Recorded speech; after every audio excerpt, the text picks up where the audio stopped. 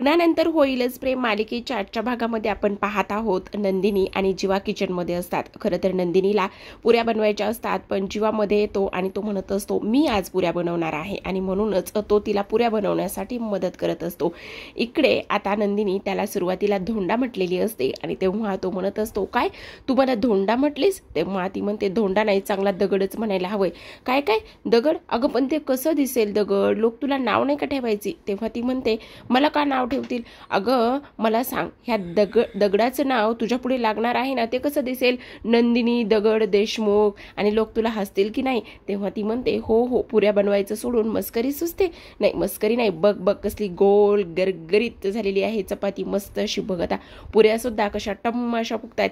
तेव्हा ती म्हणते हो का, मग काय आता पोळी भाजी केंद्रामध्ये काम करायचं वाटतं?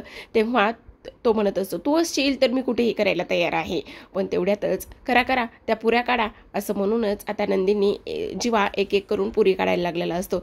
म्हणत असतो बघ कसल्या गोल गरगरी छान अशा पुऱ्या झालेल्या आहेत, आणि लगेचच तेलात सोडत असतो। आणि इथे तो नंदिनी म्हणत असते हो आता काय तुम्हीच पुऱ्या करणार आहात म्हटल्यावर माझी काही गरजच नाहीये। आणि तेवढ्यात आता जीवा एक एक करून तेलामध्ये पुऱ्या सोडत असतो। खरं पाहायला गेलं तर एकच नंबर पुऱ्या बनवलेल्या असतात आणि त्या टम्म अशा फुगलेल्या असतात। आता पुऱ्या टम्म अशा फुगल्यानंतर जीवा म्हणत असतो बघ बघ कसल्या टम्म अशा पुऱ्या फुगलेल्या आहेत, हो की नाही? बरोबर आहे की नाही?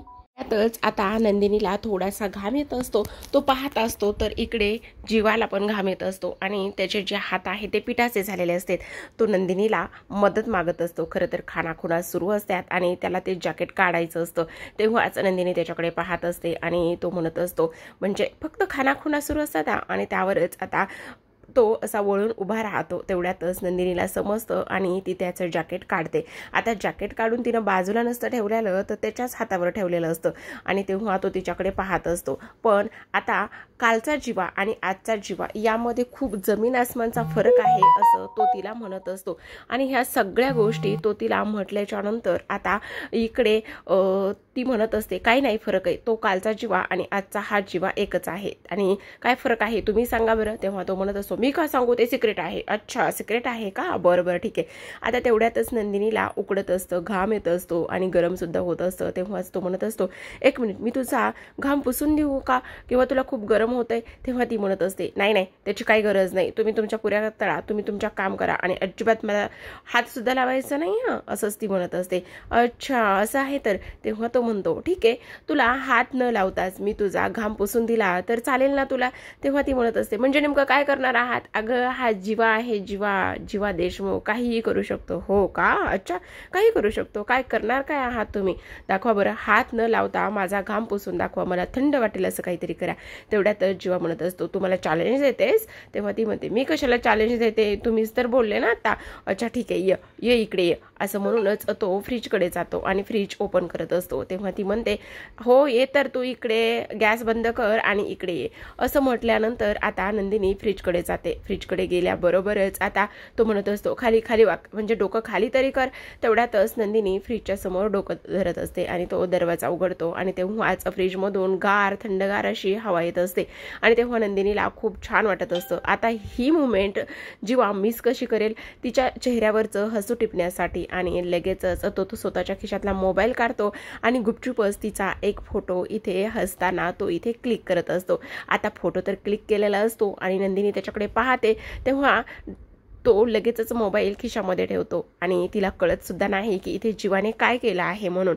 आता मोबाईल फोटो काढून खिशामध्ये ठेवलेला असतो तर इकडे आता पुन्हा तो म्हणत असतो बघ मी म्हटलं होतं ना तुला की तुला हात न लावता, तुला टच न करता मी तुला थंड वाटेल असं काहीतरी करेल आणि तुला गार वाटेल, तुझा घाम पुसला जाईल असं काहीतरी करेल। हो बरं वाटलं ना आता तुला? तेव्हा ती म्हणत असते हो चला आता करायच्या ना बाकीच्या पुऱ्या। तर इकडे दुसऱ्या बाजूला जी वसवात्या आहे, वसवात्या आणि रम्या काउन्सलर येणार म्हणून खूप घाबरलेल्या असतात आणि त्यामुळेच त्यांना मंजिरीचा ब्रेन वॉश करायचा असतो आणि त्या लगेचच आता इकडे त्यांच्या खोलीमध्ये असतात आणि खोलीमध्ये असताना मंजिरी तिथे येते। आता मंजिरी तिथे आल्याबरोबरच इकडे वसवात्या म्हणत असते अगं पोरीला तुझ्या एवढं बरं नाहीये पिहूला, मग तू काही करणार आहेस की नाही? त्यावरच आता मंजिरी म्हणत असते अगो काय सांगू, मुंग्यांना साखर देऊन झाली, पक्ष्यांना चारा देऊन झाला, त्याचबरोबर गाईला सुद्धा मी खाऊ घालून झालं, एवढं एवढं सगळं काही झालंय, पिऊला देव देवता त्याचबरोबर वैद्य त्याचबरोबर इथे दवाखाना हे सगळं करून झालंय, आता काय करायला हवंय ग ताई मी? हा अच्छा काय करायला नाही हवंय? मग आता ती नंदिनी काउन्सलरला बोलवलंय. आता काउन्सलरला बोलवल्यानंतर तेव्हा मंजिरी म्हणत असते हो काउन्सलरला बोलवलंय, आता काउन्सलर आल्या बघूया काय होतंय. तर तेवढ्यातच रम्या म्हणत असते अगं काउन्सलरला बोलवलंयस तू, पण काउन्सलर काय काय करतो तुला माहितीये का? त्यावरच ती म्हणत असते काय करतोय काउन्सलर? तर इकडे नंदिनी इथे पिहूला समजावून सांगत असते. ती म्हणत असते हे बघ काउन्सलर म्हणजे तुझी जशी मैत्रीण आहे ना सेम, लास्ट टाइम कसं तू बऱ्याच गोष्टी केल्या होत्यास आणि तुझ्या बेस्ट फ्रेंडला सांगितलं होतंस, मग काउन्सलर म्हणजे सुद्धा सेम तशीच तुझी बेस्ट फ्रेंड, म्हणजे आपले सगळे सिक्रेट आपण काउन्सलरला सांगतो किंवा शेअर करतो. मग काउन्सलर ती सिक्रेट त्या गोष्टी कधीही कोणालाही सांगत नाही, त्या गोष्टी ते सिक्रेट काउन्सलर स्वतःकडेच ठेवतो आणि त्यावरती सोल्युशन देतो. म्हणजे जर तू एखादी चूक केलेली असेल, जर तू काही खाल्लं असेल, जर तुझा होमवर्क झालेला नसेल, तसं कसं तू सगळं तुझ्या मैत्रिणीला शेअर करतेस, तसंच काउन्सलर म्हणजे एक मैत्रीण असते. तर इकडे रम्या म्हणत असते अगं काउन्सलर येतात आणि ते वेडं ठरवतात आणि त्याचबरोबर नाही ते प्रश्न विचारतात, नाही ते प्रश्न विचारून भांबावून सोडतात. आणि इकडे नंदिनी म्हणत असते मग भेटशील ना काउन्सलरला? तेवढ्यातच पिहू म्हणत असते हो नक्कीच भेटेल मी काउन्सलरला. इकडे आता रम्याने ह्या सगळ्या गोष्टी काउन्सलर बद्दल सांगितलेल्या असतात. तर वसवत्या म्हणत असते अगं ते येणार आणि हे सगळं कोणी केलंय तुला माहितीये? नंदिनीने केलंय हे सगळं काही, आणि नंदिनीला तुझ्या मुलीला वेडं ठरवायचं आहे आणि म्हणूनच तिने हे सगळं केलेलं आहे. आणि तुला आणखी एक गोष्ट माहिती का, काउन्सलर आल्याच्या नंतर जो मुलगा आहे किंवा मुलगी आहे ती बरी होत नाही तर ती वेडी होते आणि एवढे प्रश्न विचारतात की भांबावून सोडतात. आपलं बाळ आपलं मूल हे डिप्रेशनमध्ये जाऊ शकतं आणि त्याच्या जीवाचं काही बरं वाईट सुद्धा होऊ शकतं. ह्या सगळ्या गोष्टी इथे मंजिरीच्या डोक्यामध्ये ह्या लोकांनी भरवलेल्या असतात. आता मंजिरीच्या डोक्यामध्ये ह्या सगळ्या गोष्टी भरवल्यावर आता इकडे जी मंजिरी आहे ती खूपच जास्त घाबरलेली असते. आणि मग आता मला सांग मंजिरी काय करायचं आहे? पिहूला असं काउन्सलरकडे पाठवायचं आहे का, तिला बरं होऊ द्यायचं आहे का, आणखी काही करायचं आहे? बोल तूच सांग काय करायचं आहे. आता ह्या दोघींनी तर तिच्या डोक्यामध्ये एवढे काही गोष्टी भरवलेल्या असतात. तेव्हा मंजिरी खूप जास्त घाबरलेली असते आणि त्यामुळे ती म्हणत असते नाही अजिबात नाही, मी काउन्सलरला इथे येऊच देणार नाही. असं हे ऐकल्यानंतर आता लगेचच ज्या ठिकाणी इथे नंदिनी पिहू सोबत असते त्याच ठिकाणी इथे मंजिरी धावतच आलेली असते आणि ती म्हणत असते काय करतेस तू, काय करतेस? चल आत्ताच्या आत्ता माझ्या खोलीच्या बाहेर हो. तर इकडे पिहू म्हणत असते वहिनी खरंच तू खूप छान गोष्टी समजावतेस आणि तू एवढं छान समजावलंयस ना तर मी आता लगेचच काउन्सलरला सुद्धा भेटायला तयार आहे. तर इकडे ह्या सगळ्या गोष्टी ते होत असताना मंजिरी खूप जास्त डिप्रेशनमध्ये गेलेली असते, टेन्शनमध्ये गेलेली असते. आता इकडे मात्र मंजिरी नंदिनीवर ओरडत असते आणि तेव्हा मानिनी म्हणते अगं मंजू हे काय चाललेलं आहे सगळं, तू तिच्यावर का ओरडतेस? तिच्यावर काय ओरडतेस? तुला माहिती का तुझी सून काय करत आहे? आणि तेव्हाच इकडे पिहू म्हणत असते आई प्लीज ना ग तू शांत हो ना, आई प्लीज तू शांत हो, तू असं काय करतेस? आणि तेव्हा नंदिनी म्हणत असते हे बघा मंजू आत्या प्लीज तुम्ही जरा थोडं शांत व्हा, काय झाले ते व्यवस्थित सांगाल का? आणि इकडे मात्र खूपच गोंधळ सुरू असतो. मंजू काय बोलते काय नाही हे तिलाच समजत असतं. नाही मला ते काउन्सलर नकोय, तू माझ्या पोरीला वेडं ठरवायला लागलेली आहेस का? माझ्या पोरीला वेड्याच्या हॉस्पिटलमध्ये जायचं आहे का? नाही हे सगळं काय आहे आणि हे सगळं तुझी बायको. तेव्हा जीवा म्हणत असतो अगं आत्या काय झाले, जरा शांतपणे सांगणार आहेस का? प्लीज जरा तू शांत हो ना. तेव्हाच आता काउन्सलर बोलवायला लागलेले आहे, तो काउन्सलर येणार माझ्या मुलीला वेडे ठरवणार. आणि काय आहे काउन्सलर कोण आहे? तेव्हा जीवा म्हणत असतो अगं मंजू आत्या जरा तू शांत हो, शांत बसून ऐकणार आहेस का?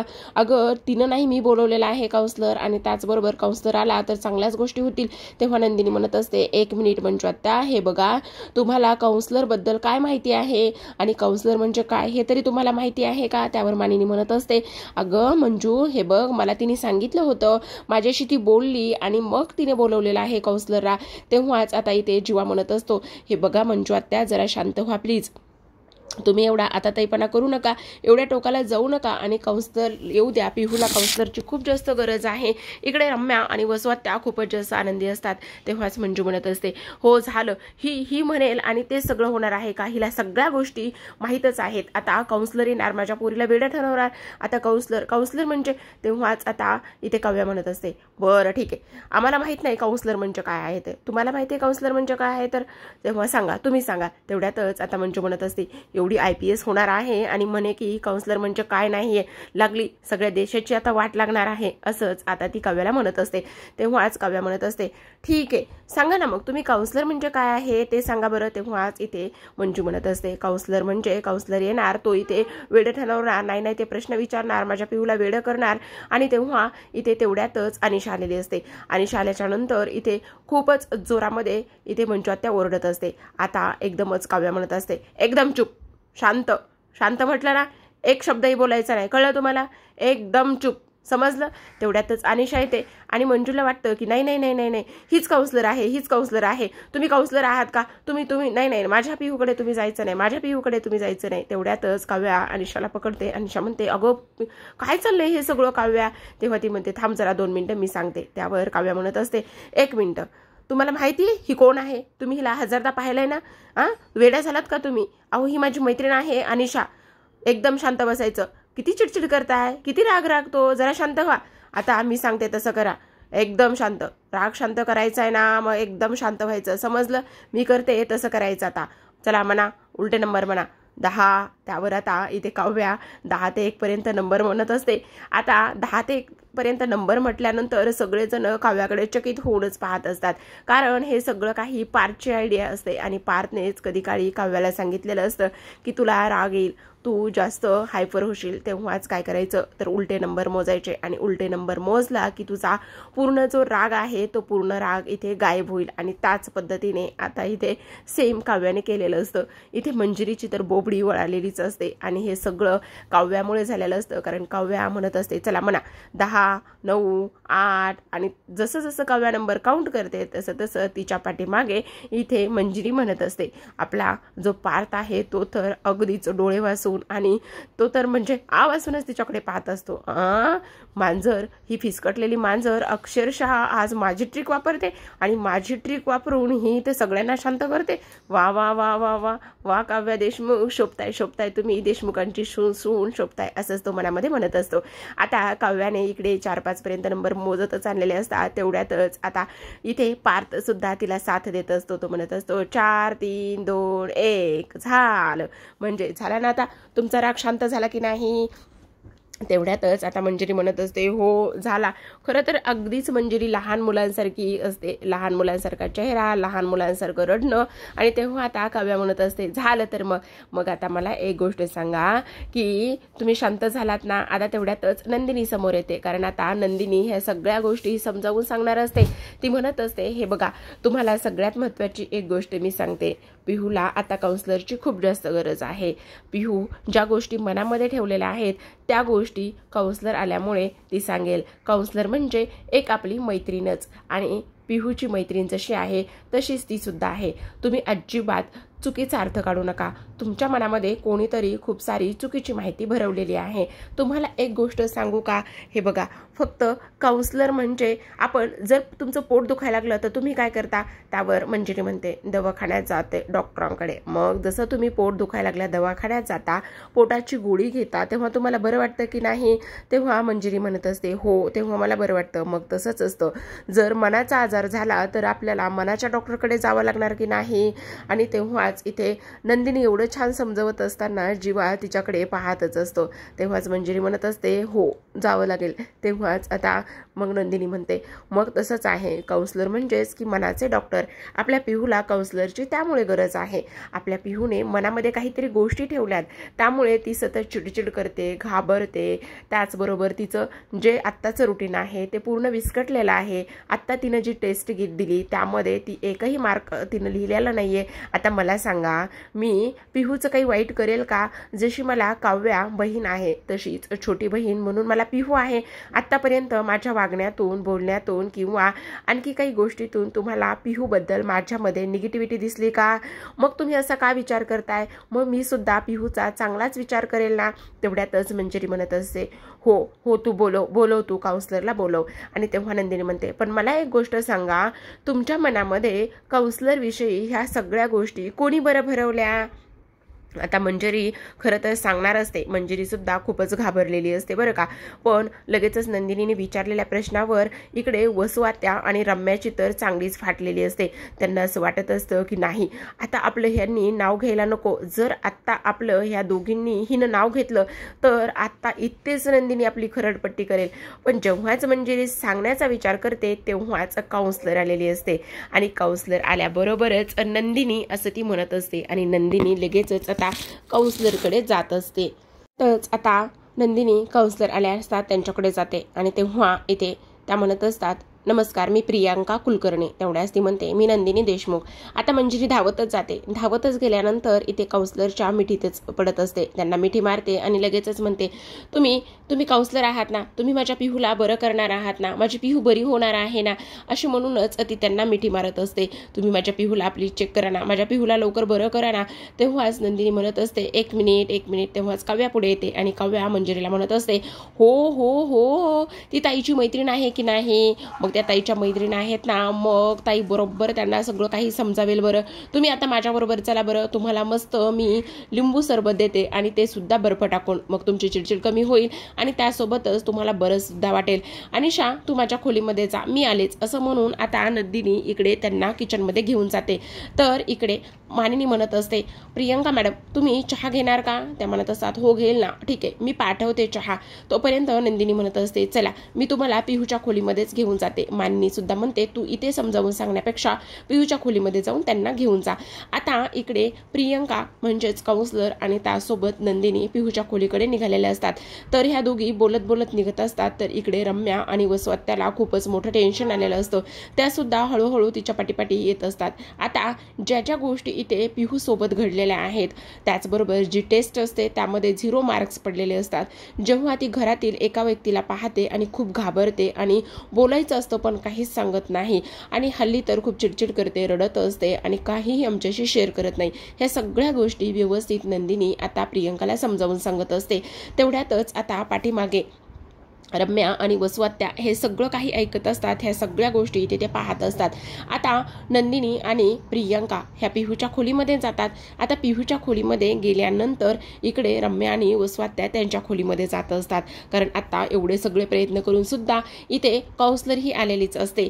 आता जेव्हाच इकडे ह्या खोलीमध्ये जातात आणि नंदिनी म्हणत असते, हे बघा ज्या ज्या गोष्टी आहेत त्या गोष्टी मी तुम्हाला इथे सांगितलेल्या आहेत. मग ही पिहू आहे, हाय पिहू, आणि तेव्हाच ती तिला हाय करत असते आणि गुड मॉर्निंग विश करत असते. हे बघ पिहू, ह्या काउन्सलर आहेत आणि माझी मैत्रीण सुद्धा, जशी तुझी मैत्रीण आहे ना स्कूल फ्रेंड, तशीच ही सुद्धा तुझीच मैत्रीण आहे असं समज. आणि तू जसं तुझ्या मैत्रिणीला सगळं शेअर करतेस ना, तसंच तू ह्या सुद्धा मैत्रिणीला सगळं शेअर करू शकतेस. तेव्हा पिहू म्हणते, हो चालेल ना, मी नक्कीच. आणि तेव्हाच नंदिनी म्हणते, मी येते, असं म्हणून त्या दोघींना खोलीमध्ये सोडते आणि ती तिकडे निघून जाते. आता इकडे रम्या म्हणत असते, आता काय करायचं ग आई, एवढं सगळं करून सुद्धा सगळं काही, आता काउन्सलर आली, आता काउन्सलर समोर जर पिहूनी आपली नावं घेतली तर काय करायचं. तेवढ्यातच वसुआत्या म्हणत असते, अगं मी एवढा अडवण्याचा प्रयत्न केला पण काय करणार. तेवढ्यातच आता मंजिरी तिथे येते आणि म्हणत असते, काय ग ताई, काउन्सलर बद्दल सगळी चुकीची माहिती मला पुरवलीस तू, का असं केलंस ग. काउन्सलर, आता काउन्सलर आलाय बघ, आता माझी पिहू लवकरच बरी होईल आणि हे देवा परमेश्वरा माझ्या पिहूला लवकरच बरं करू देत, तिच्या मनामध्ये जे काही आहे त्या काही सगळ्या गोष्टी इथे समजू देत, असं म्हणूनच ती आता इकडे देवाकडे प्रार्थना करत असते. इथे मंजिरी पिहूला बरं होण्यासाठी प्रार्थना करते. पण रम्या आणि वसुआत्याचं काय हो प्रेक्षकांनो, इकडे मात्र त्यांची खूपच जास्त धांदल उडालेली असते. बापरे, आता पिहू जर बरी झाली तर काय होणार आहे, ह्याच गोष्टींचा ती इथे विचार करत असते. प्रेक्षकांनो, आजच्या भागामध्ये एवढंच. प्रेक्षकांनो, तुम्ही खूप छान व्हिडिओ बघता, कमेंट सुद्धा खूप छान छान करता, तुम्हाला कुठली जोडी आवडते हे सुद्धा कमेंट बॉक्समध्ये करता, पण चॅनलला सबस्क्राईब मात्र अजिबात करत नाही, व्हिडिओला लाईक सुद्धा करत नाही. त्यामुळे पटापट आपल्या व्हिडिओला लाईक करत जा, चॅनलला नक्कीच सबस्क्राईब करत जा. तर आता प्रेक्षकांनो, सगळ्यात महत्त्वाची गोष्ट म्हणजेच की इथे अनिशा आलेली असते आणि अनिशा आणि काव्या त्यांच्या खोलीमध्ये असतात. खरं तर अनिशा म्हणत असते, काय मग तू आता पार्थ देशमुखकडून इथे फ्रेंडशिप बँड बांधून घेतलास म्हणे. आणि तेव्हा ती म्हणत असते, हो खरं तर मी आता फ्रेंडशिप बँड बांधून घेतलाय खरा, पण तसं काही नाहीये. आता हे बघ, आम्ही तर आता घटस्फोटाच्या पेपरवर साईन केलेले आहेत, पण काय आहे ना, आता हा जो फ्रेंडशिप बँड बांधलाय ना, हे मैत्रीचं एक पाऊल पुढे आहे. तेव्हाच अनिशा म्हणत असते, आता इथे रूममेट झाले झालेला आहात, मग रूममेटवरून लाईफ पार्टनर कधी होताल ते सुद्धा तुम्हाला कळणार नाही. तेव्हाच इथे काव्या म्हणत असते, आता त्या बोक्याचं इथे रूममेटवरून लाईफ पार्टनर होण्याचं काय होतंय आणि काय नाही ते तर बघायलाच हवं. कारण तो बोका आता त्यानंतर माझ्या हातात हे फ्रेंडशिप बँड बांधलेला आहे, त्यामुळे त्याचं काय करायचं हे ठरवूयाच. असं इकडे दुसऱ्या बाजूला प्रियांका पिहूला काही सिक्रेट्स विचारत असते. प्रियांका कुलकर्णी म्हणत असतात, रॅपिड फायर खेळशील? तेव्हा ती म्हणत असते, हो चालेल ना. मग मला सांग, मैत्री अक्षरा? ती म्हणत असते, मग प्रेम गुलाबजामुन, सिक्रेट नंदिनी वहिनी. नंदिनी वहिनी सिक्रेट म्हटल्याबरोबरच इथे प्रियांकाला खूपच मोठा धक्का बसलेला असतो. ती विचार करत असते काय आहे हे, आणि त्याचबरोबर ती तिला विचारण्याचा प्रयत्न करते, सांग ना नंदिनी वहिनीबद्दल काय सिक्रेट आहे. पण तेव्हा पिहू मात्र खूपच जास्त हायपर झालेली असते. तर इकडे जीवा आणि नंदिनी देवासमोर दिवा लावत असतात आणि देवाला प्रार्थना करत असतात, हे परमेश्वरा, हे गणपती बाप्पा, इथे पिहूने तिच्या मनातील सगळ्या काही गोष्टी लवकरच सांगू दे आणि त्याचबरोबर तिला लवकर बरं होऊ दे आणि त्याचबरोबर प्रियांकाला इथे यश येऊ दे. पिहूला बरं होण्यासाठी आणि तिच्या मनामध्ये चाललेली जी सगळी बाहेर काढण्यासाठी आणि पिहूला बरं करण्यासाठी. तर प्रेक्षकांना खूपच सुंदर असा एपिसोड होता. आता पुढील भागामध्ये नंदिनीला समजेल का की आता पिहूने सिक्रेट म्हणून नंदिनीचं नाव घेतलेलं आहे, नंदिनी ह्या सगळ्या गोष्टीच्या मुळापर्यंत जाऊन पोहोचेल का आणि त्याचबरोबर वसू आत्या आणि रम्याची कशी वाट लावेल हे पाहणं खूपच इंटरेस्टिंग आणि रंजक असणार आहे. तर पाहत रहा लग्नानंतर होईलच प्रेम.